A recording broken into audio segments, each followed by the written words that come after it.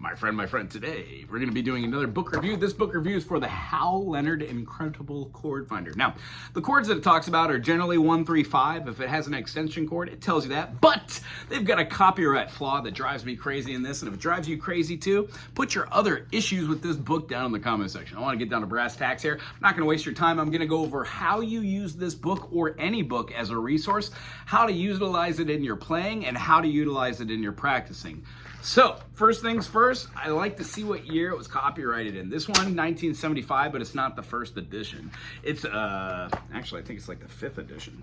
Long story short, every year or so they change these around, but the standard model here is to have chord diagrams, which means you get a name of a chord, what it is with its extensions, and then how to plot that on a diagram or a Cartesian plane, which is what our fretboard is. So, long story short, we're going to talk about how to utilize this book. It's going to be about 5 minutes. I hope you enjoy this. Number one, they put wrong chords in here, so nobody copyrights that. So you have to be looking out for like naming chords. Now, hypothetically, can you call a chord having a sharp 10? Sure. But in music, we just don't really talk about the 10th scale degree or the interval because it's not utilized as far as making extension chords or making notes that stack tertiarily in thirds. That will make sense at a certain point, and if it doesn't, check out some of the playlists which talk about how to do chord creation on here, or just Google it. So out of the 12 possible keys that we have here to talk about, we're really only viewing 15 of them.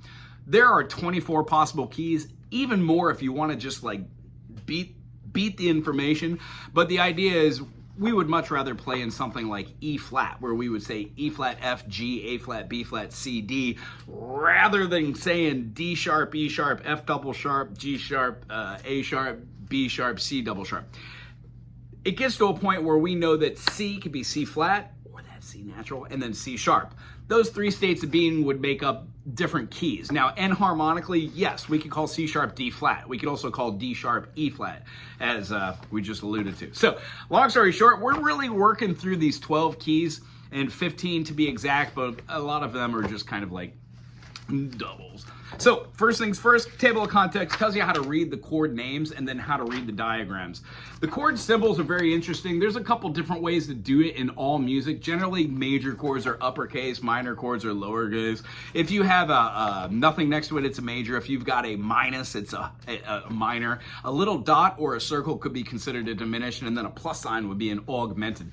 Then again, you could also put DIM for diminished or AUG for augmented. When going through here, the idea is you want to stimulate your brain and read this so you make connections later on. Like the fingerings have a very, very unique placement. Thumb right on the back of the fretboard when you're learning, and then eventually when you're moving up and down, you hardly even touch the back of the fretboard with it.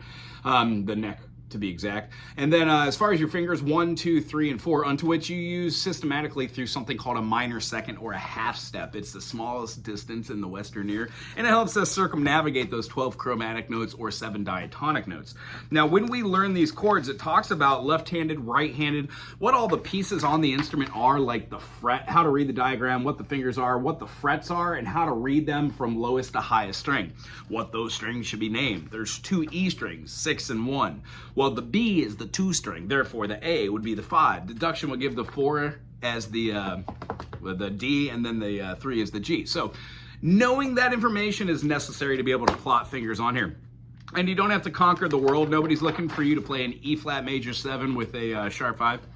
We're looking to do like a G major and a C major, A major. You start off with the simple ones. That's why the book itself starts with C. Now, I would suggest going through each file, the C major, and learning the different inversions. And what that means is if we have a root chord, which is a C, E, and G, because in the key of C, we have C, D, E, F, G, A, B, C. So, C and C are the same. There are 7 notes in a diatonic scale. When you skip every other note, you get chords. That's called tertiary harmony. This is a major third, this is a minor third. When you make a chord a minor, you are flipping the position onto which those tertiary harmonies, or dyads as they're called, are stacked. That means you can go through an entire book and find a bunch of different chords which are the exact same chord, but they're named differently.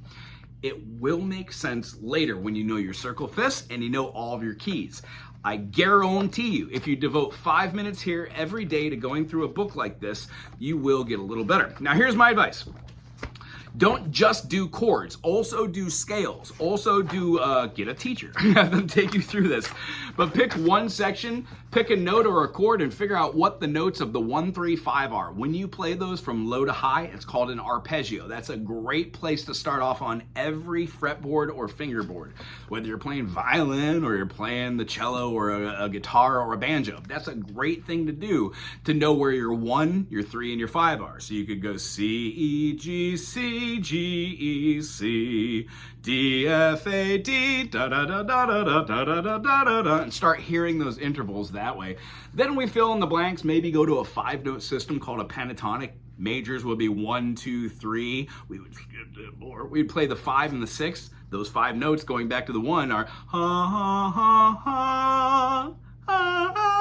When we go through the notes and scales, we get a little bit better at hearing them, and then putting our finger on the note and knowing that the first finger on the first fret of the B string is called a C, or is called a I don't know, D double flat. You can name it a bunch of different things. Long story short, the book does some things awkward. There are sharp 11s, there are flat 9s, there are sharp 5s. There is not a sharp 10. There is not a sharp 7. However, when you play a major chord like a 1, flatten that 3 to a 5, and then put a major 7 in there, you can have a chord called a major minor chord. It just looks weird when you write it that way. Long story short, you're looking for 4 types of triads. One's called a major, 1, 3, 5. One's called a minor, 1, flat 3, 5. One's called a diminished, 1, flat 3, flat 5. And the other is called an augmented with a 1, 3, and then a sharp 5. Out of those 4 plus extension notes, it's every single chord structure for every single instrument. The way I would suggest doing this is pick one section, one page each week, work on every single one of those chords, doing the arpeggio method, doing the pentatonic method, and then if you follow this channel, you'll know that I try and keep students on the first 4 frets going in half steps called spider exercises.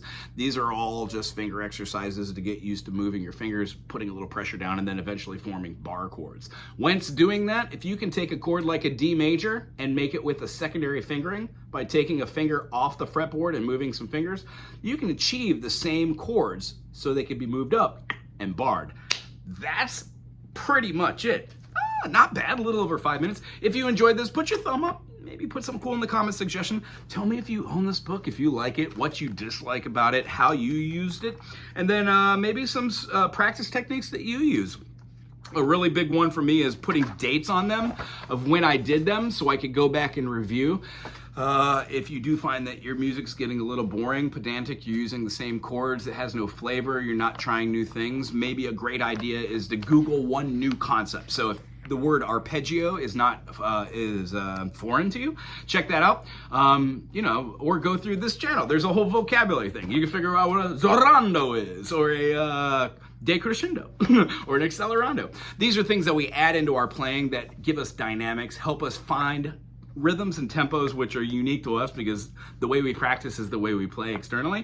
And then if you internalize this, you move on to something nice and fun from these chords. Hence, brings me to my next book.